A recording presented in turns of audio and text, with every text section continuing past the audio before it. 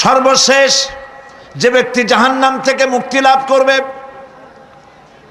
তাকে আল্লাহ পাক বলবেন, ফেরেশতাদেরকে বলবেন, ও আমার ফেরেশতারা, আমার এই বান্দাকে জান্নাত এবং জাহান্নামের মাঝখানে রেখে দাও।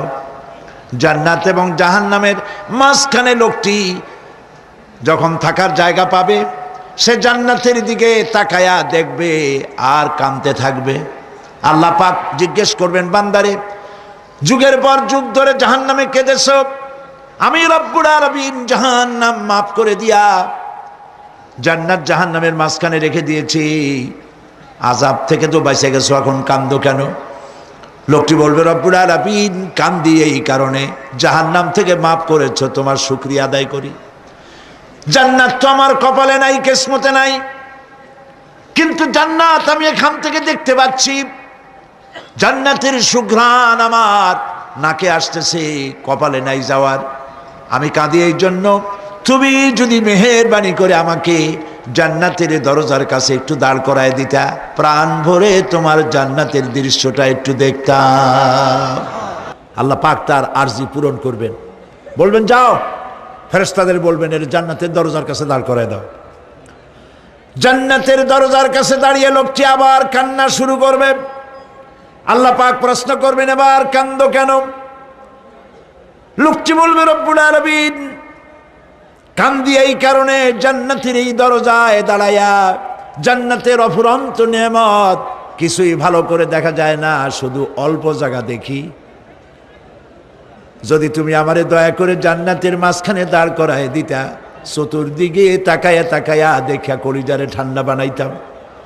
তবে আমি ওয়াদা করি, জান্নাতের কোনো নাজ নেয়ামত, কোনো ফল আমি খাবো না, ধরবো না, সইব না। একটুখানি মেহেরবানি করে মাঝখানে দাঁড় করাইয়া দাও, জান্নারে ঠান্ডা করি। আল্লাহ রব্বুল আলামিন ফেরেশতাদের বলবেন, আমার এই বান্দারে জান্নাতের মাঝখানে দাঁড় করাইয়া দে।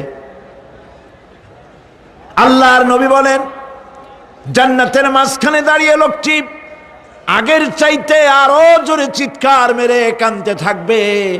আল্লাহ পাক বলবেন, বান্দারে কি হলো তোর? দরজার কাছে আসতে চাইছিলে, আইনা দিলাম। আবার এবার মাঝখানে আসতে চাইছো, তাও এনে দিয়েছি, আবার কান্দো কেন?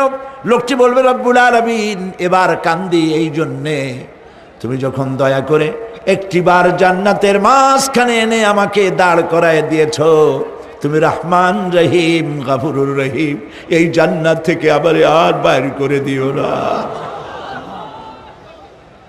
আল্লাহ রাব্বুল আলামিন বলবেন, ও আমার বান্দারে, আমার এই জান্নাত তোর খুব পছন্দ হয়েছে নাকি? লোকটি বলবে, রব্বুল আলামিন কলিজা ঠান্ডা হয়ে গেছে, ভাবতেও পারি না এই জান্নাত এত সুন্দর। আল্লাহ পাক বলবেন, বান্দারে, এরকম একটি নয়, দুইটা নয়, তোর জন্য আমি 10টা জান্নাত এইরকম রিজার্ভ করে রাখছি। সুবহানাল্লাহ। আল্লাহ পাককে ভয় করে পৃথিবীর সমস্ত পাপ থেকে যারা নিজেকে রক্ষা করবে, আল্লাহ তাদের জন্য এই জান্নাত রেখে দিয়েছেন। সুবহানাল্লাহ।